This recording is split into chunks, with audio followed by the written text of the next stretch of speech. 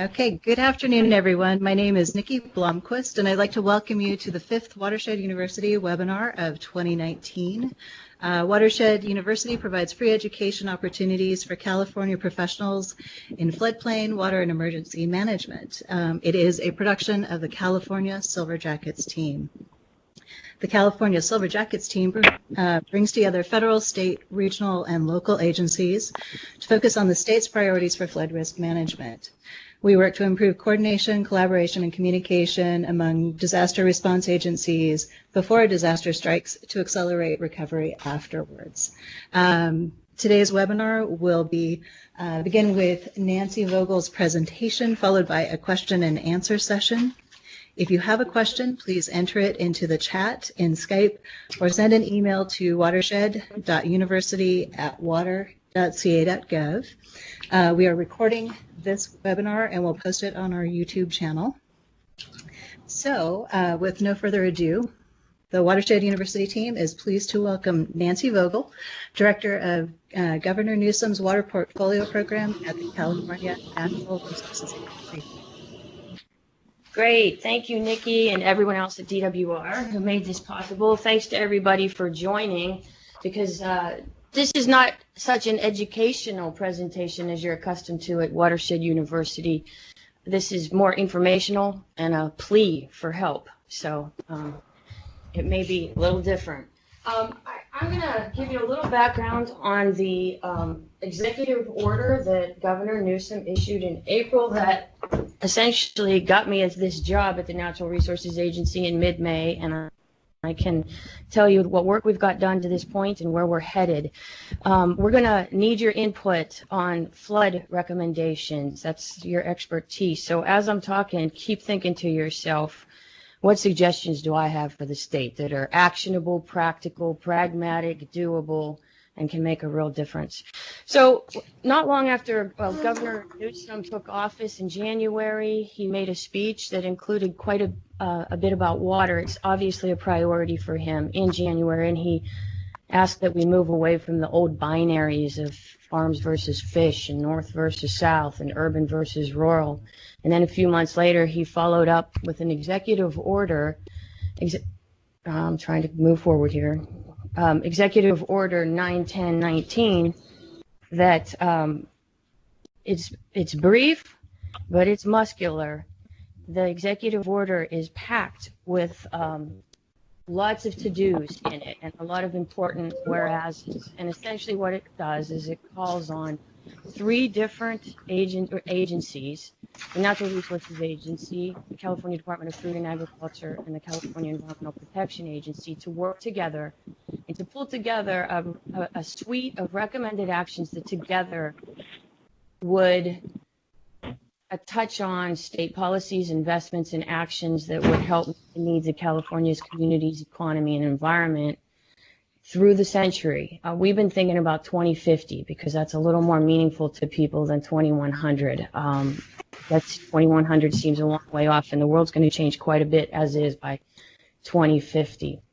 So I was hired at the Natural Resources Agency in mid-May to direct this, and I'm the only person working full-time on this. Essentially, I'm a parasite upon state government, trying to corral the resources and expertise and minds of lots of other folks in different departments: the Department of Water Resources, State Water Resources Control Board, Food and Ag, and Delta Stewardship Council, etc. And I'm getting help, thank goodness. As we work, we're thinking about a couple big drivers. One of them is the fact that we'll probably have 10 million more Californians by 2050. And at current efficiency rates, that's about 2 million more acre feet of demand a year that would be needed. And then average temperatures are rising, and they could be as much as 5 degrees Fahrenheit warmer. And that can unleash, as we all know, a lot of chaos in our weather climate systems. Part of the executive order calls for many different things to be inventoried and assessed, and that includes water supply and demand, both regional and statewide, projected and existing. It asks us to take a look at water quality, the different climate effects across the regions, and then one of them the items that we need to inventory and assess that's been really gnarly is existing state water programs and investments and policies. That's quite a spreadsheet that we're pulling together there. And then it also calls for us to update the governor's office and the public on a few initiatives that are underway, efforts to get safe drinking water to the hundreds of thousands of Californians that lack it right now, efforts to come together on voluntary flow and habitat agreements on the Sacramento and San Joaquin rivers, and also efforts to modernize the way we move water for the Central Valley Project and the State Water Project from the Sacramento-San Joaquin Delta. So we're working on all that. The executive order lists, you could call them, I guess, principles or actions, but it calls on us to prioritize things that have made a lot of people happy. As I talk to folks around the state, they are heartened by the emphasis in the executive order on multi-benefit projects. So when you're recharging floodplains, you're creating habitat ideally as well, you're managing floods, etc. Natural infrastructure, obviously right now, given the last 2 fire seasons in California, there's a huge focus on our headwaters, our forested headwaters, and how can we couple that with water quality improvements and healthier watersheds and better habitat. The governor also asked us to look at better ways to have the state adopt and local and regional governments adopt innovation and new technologies to work together across regions and watersheds. This one's difficult, integration across state government. You've been hearing that call for decades, right, on water issues, because water in California is such a decentralized operation. And then partnerships across governments are real important in the executive order and the recommendations that we come up with.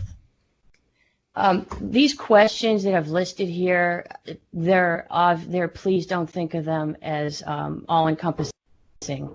We have so many aspects of the California water system to think about. And some of them, especially given the principles that ask us to focus on regional approaches. Right now, the Water Commission is having a really interesting discussion a few floors down from us about how folks can work together regionally on water projects that have multiple benefits. Give us your ideas, please, on the barriers you see. Is it permitting? Is it funding? Is it just simple leadership or collaboration? Think about the natural assets we've got, the aquifers, the wetlands, the floodplains, the headwaters. How can we use those better? What gray infrastructure do we have that needs to be upgraded or built that would have interregional benefits? With the implementation over the next few years of the Sustainable Groundwater Management Act, there's huge focus on groundwater recharge, and that's a great opportunity for multiple benefits. So what can the state do from its level to put in place the data or the infrastructure or even just the coordination that will help make that easier? And something I've been thinking about a lot is the way that environmental protection is not as well integrated into our water management and water rights system as I think the public would like it to be. We have great portfolios that exist that have been created, portfolios of assets that the irrigation districts and the water districts have created for themselves to keep supplying their customers through drought and flood, but we don't have the same set of tools that's as robust or it's not as good on fish and wildlife protection. So I've been asking everybody to think about how would you do a better job of protecting fish and wildlife given changing climate conditions. Water transfers, obviously, everybody from the Public Policy Institute of California to the individual water districts will tell you we're going to need to be able to move water better to have flexibility as we adjust to a changing climate. So how can we do that in a nimble way that also protects other water users and fish and wildlife? Is it time to look at the way we administer water rights in California and what the information we make available? And then this is probably near and dear to your hearts. What are better ways to consistently fund what PPIC often calls one of those fiscal orphans in California water, flood management? We are, all summer, we've been busy meeting with dozens and dozens of different stakeholders and groups and giving speeches and doing webinars like this to try to reach people and encourage them to submit to us recommendations. We've got a website, waterresilience.ca.gov. We have an email that's been created where you can submit written input. I really encourage written input. Lots of people have been asking for meetings. It takes a lot of time, and I'm starting to hit some deadlines. So I really appreciate it when people put their heads together and come to agreement on precisely what it is they would recommend that the state do and include in the water resilience portfolio. So my hope is to have a draft of the recommendations and the various parts of the inventory and assessment ready for public review in October. It's not a formal review. We just want everyone to take a look at it, tell us what we've missed, what we got wrong, connections we should be making that we didn't, and then we need to submit the final report to the governor by Thanksgiving. So that it's a tight timeline. It's been a fast romp. So I guess I'll stop right now and just ask if there are any questions out there.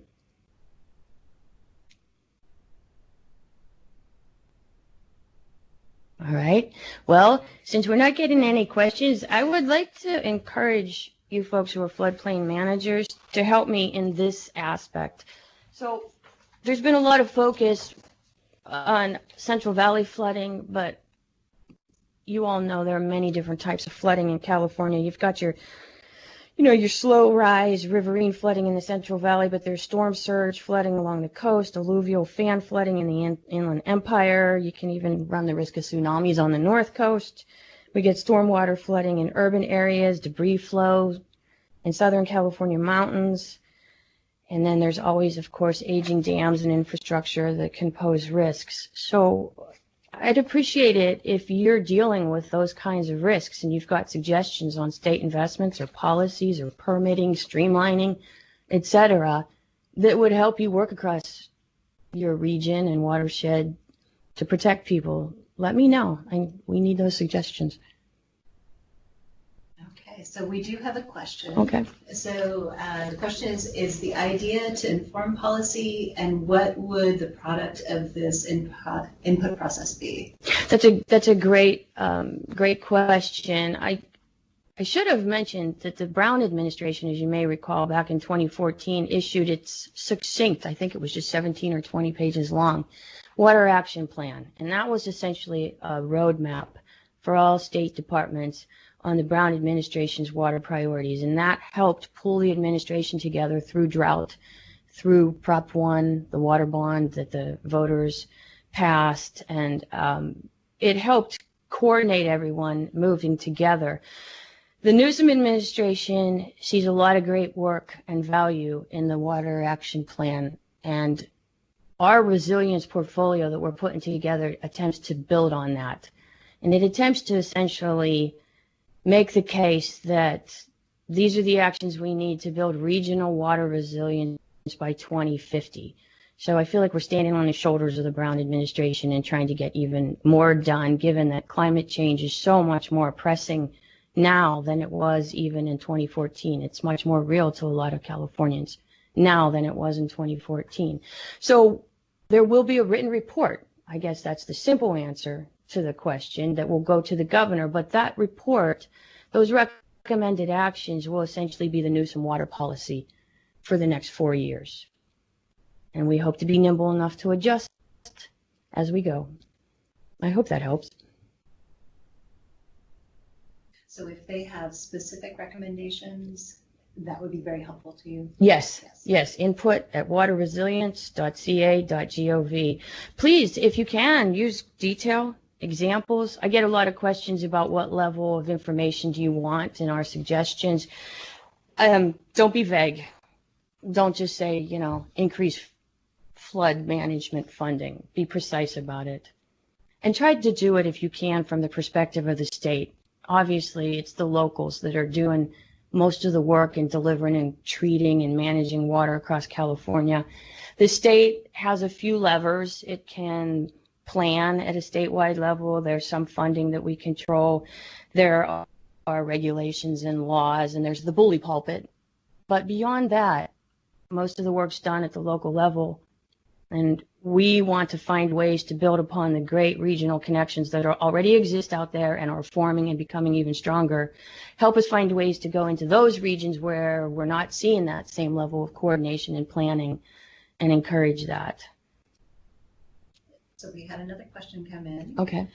Is a land use or housing arm of the state involved in this process? Yes, we do have someone from the Office of Planning and Research, the Governor's Office of Planning and Research, who's well integrated into our team. And they have, I think they issue the guidance to counties on general plans and so on. That's a good question. I think I understand what the person who asked it is getting at, which is so many of our problems with water in California go back to land use. And that could, especially, we've been thinking about it a lot when you think about the need for recharge opportunities as Sigma is implemented. You don't want to be building Walmart parking lots on top of those, those ancient rivers underground that do such a great job of infiltrating water and recharging it quickly. So how do you encourage counties to protect those places where we can get great recharge? How can the state help counties identify those places with our science and our data and our survey ability? Those are things we're thinking about. Okay, that is our last question. Okay. Thanks, everybody, for joining us. Oh, wait, one more? Okay, so is it possible to conduct a county-by-county input process that could spark a lot of discussion and validate local efforts? I appreciate that question because I completely forgot to talk about all the public outreach we've been doing.